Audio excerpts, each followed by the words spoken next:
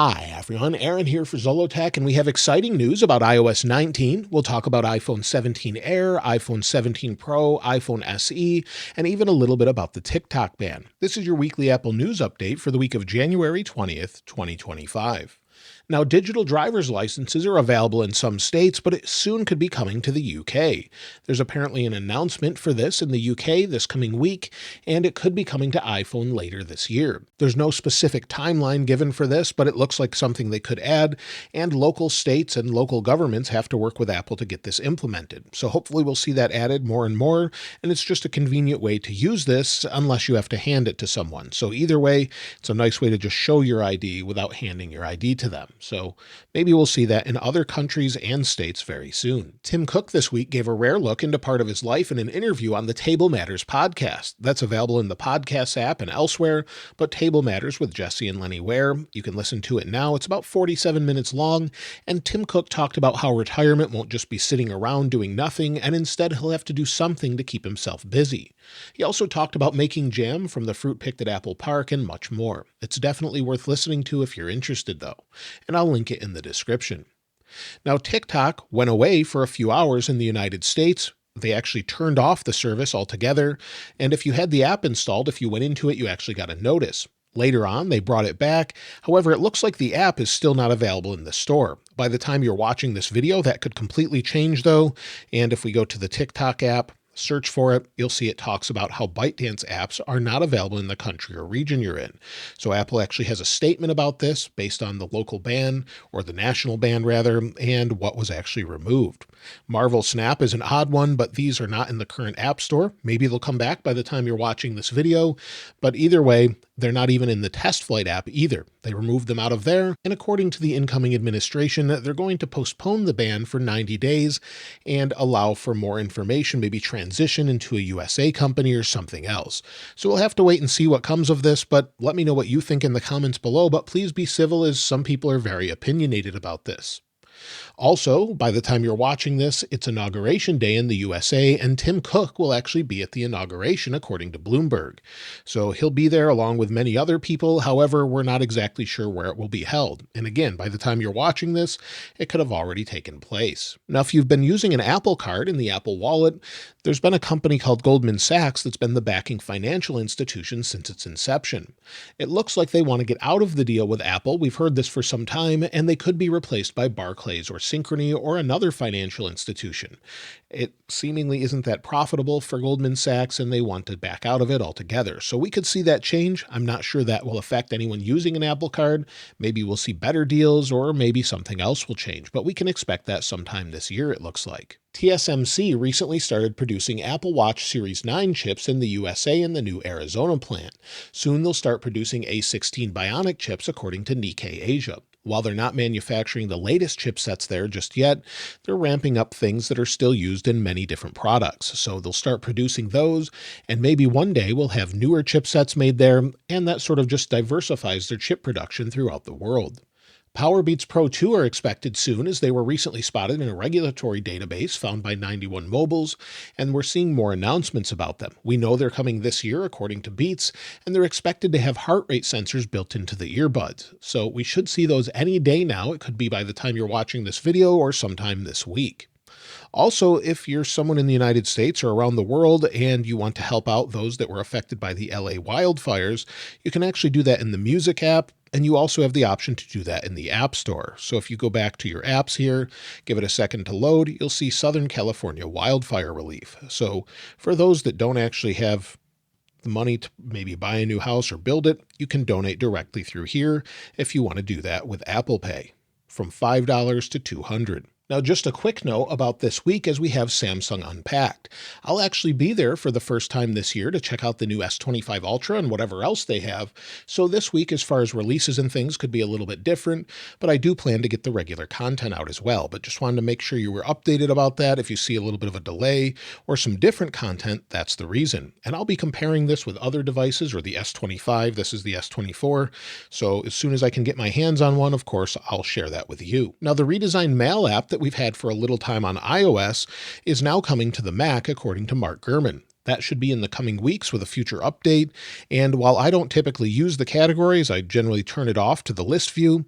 I know some people really like it. I'm not a huge fan of it, but either way, it should be consistent across all devices, and hopefully it will be on iPad very soon as well. When it comes to the deals this week, well, there's deals on Beats up to 33% off. Apple Pencil Pro is down to $99. And if you've been wanting to get AirPods Pro 2, it seems like they're on perpetual discount. So I'll link all of those in the description below, along with iPad deals and much more. As far as releases this week, well, we do expect iOS 18.3 RC if Apple keeps with what they've done every single year. I would expect that as soon as Tuesday or Wednesday, based on a late release last week on Thursday, and then maybe a public release on the 27th. However, Apple could go into iOS 18.3 Beta 4, maybe early this week, and if that's the case, we would have the RC the following week, and then the public release in early February. We don't have an exact date, but it looks like something that could happen. We could also possibly have iOS 18.2.2 if we don't get an RC this week as well, but I don't really see that as something they're going to do, as iOS 18.3 should be released in a couple weeks. Now, when it comes to iOS 19, there's been some exciting news about a possible redesign of at least one or a couple different apps. So far, we've only heard different features such as maybe an improved Siri and not really much else. But according to John Prosser this week, iOS 19's camera app is getting a full redesign. And what that means is supposedly they're going to take the menu and put it at the bottom, as you can see in this photo, and it would look more like the Vision OS sort of interface that we have now. I really like the Vision OS interface. However, I'm not sure that works well since it's at the bottom. It just doesn't make sense as far as the placement, but it's not final probably, and it's something they're working on. But it looks like they may redesign that and possibly more of the icons. He showed some rounded icons, but that's probably just a guess. But either way, I would love to see more of a Vision OS style throughout the OS. Many people want them to fix the Photos app, so I think that would be great.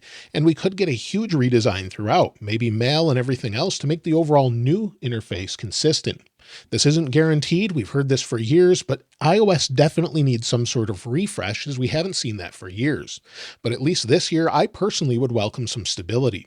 That's something I would love to see fixed, maybe a rewrite of the code on the back end just to make things more stable, or whatever they're planning. I just hope they bring stability. I would also love to see cover flow return, things like that. And I would also really like to see just something new that makes it feel a little more fresh. Apple is typically very secretive with iOS updates, and maybe in fact we'll get some major visual or style change finally. Let me know if you think they'll do that this year or not, but we haven't heard very much, and this makes me think maybe we'll have a bigger update than we expect. When it comes to the iPhone SE4 or iPhone 16e, as some have called it, well, this week we got our first look at what to expect from the upcoming iPhone 16e or SE4, but we still don't know its official name. The dummy units were posted by Sonny Dixon on X, showing exactly what to expect. It's basically what you would think. They've made the iPhone SE a little bit larger, similar to the iPhone 14, removed one of the cameras, and we don't have an action button or camera control, but we do have USB-C. So we can expect that. It looks probably exactly what it's going to look like, with a larger camera bump, maybe a larger camera, but we don't know if it's going to have different colors, maybe a red color like we had last time and white and black, but we don't know that specifically. But we do know it's going to have a 48 megapixel camera, A17 Pro chip it seems with Apple Intelligence, an OLED display with Face ID. So the old iPhone SE is going to go away. It's nice that it's small and has Touch ID. I know a lot of people really appreciate that, but I would love to see them keep Touch ID, but either way, it looks like it's going to move to Face ID. When it comes to the iPhone 17 Air, we expect to see it later this year. We know it's going to be 5.5 millimeters, it seems, an A19 chipset with 8 gigs of RAM, a 48 megapixel camera, no SIM card slot, an Apple-made 5G modem, and ProMotion display. Mac Rumors has also visualized how thin 5.5 millimeters really is. If you compare it to what we have with the M4 iPad Pro 13-inch, this is the thinnest Apple device ever, it's actually 0.4 millimeters or less than half a millimeter thicker than iPad Pro 13-inch. That's incredibly thin. If we compare that with something such as the iPhone 6 Plus, you can see that side by side here, showing how thin that really is. That should be something pretty amazing to hold in your hand and hopefully have it last throughout the day with its battery. That's probably my number one concern when you make it that thin. Can you keep it powered throughout the day? This year's phone release is expected in September as far as the iPhone 17 models. With the iPhone 17 Air, the iPhone 17, 17 Pro, and 17 Pro Max, they're all set to feature what seems to be a new heat dissipation system or vapor chamber. This is according to the site My Drivers. They've said that they're coming to all models of iPhone 17, which would really help it get rid of heat, keep things nice and cool, help you use the processor longer, keep the camera running longer, and much more. This is something that was rumored a couple years ago, and we didn't really see much of a change other than on the iPhone 16. So we definitely could use something like that, and I hope we finally see that this year. When it comes to the MacBook, well, there's some news there. With the MacBook, many people have been suspecting MacBook Air, MacBook Pros would also get an OLED display. However, according to the recent information about this, it looks like Apple may abandon that plan, at least for the near future, and push that out a little bit according to the elect. This would be due to underperforming sales of the current OLED iPads. These didn't seemingly move iPads, and I understand that since iPad is expensive, and we didn't see much of an upgrade other than a thinner design and an OLED display. So for those that don't really care about it, well, it looks like maybe they'll just keep the MacBook Air what it is for now, maybe put the OLED on the Pro displays and go on from there. But either way, it looks like they're pushing that out, at least with the MacBook. But we do expect M4 processors to be upgraded in the MacBook within the next couple of months, but that's really it. We don't expect much of a change here. We do expect an upgrade to the Mac Studio display and possibly the Pro Display XDR.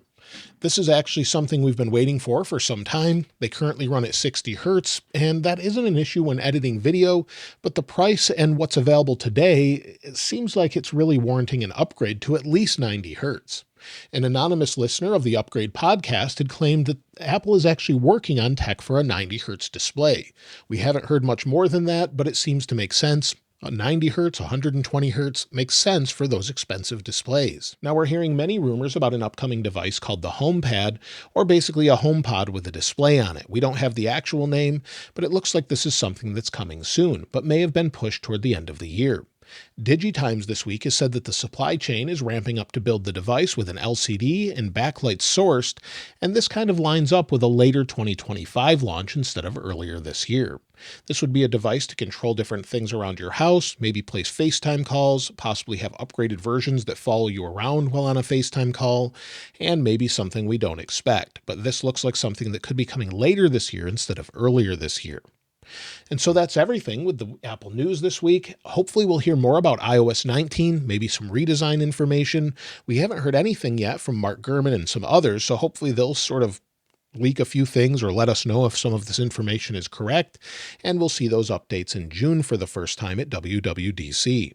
Apple's said to be rolling things out kind of slowly this year since they're backed up working on Apple Intelligence and more, but in the first or second week of June, we'll typically see the Worldwide Developer Conference for 2025. Then we'll get our first look at iOS 19 and see if they're actually redesigning everything or just one or two apps at a time. But let me know what you want most from iOS in the comments below. iOS 19 could be huge, or it could just be very small with some stability. Either way, I would kind of welcome either one. If you'd like to get your hands on this wallpaper, I'll link it in the description like I normally do. And if you haven't subscribed already, please subscribe. And if you enjoyed the video, please give it a like. As always, thanks for watching. This is Aaron. I'll see you next time.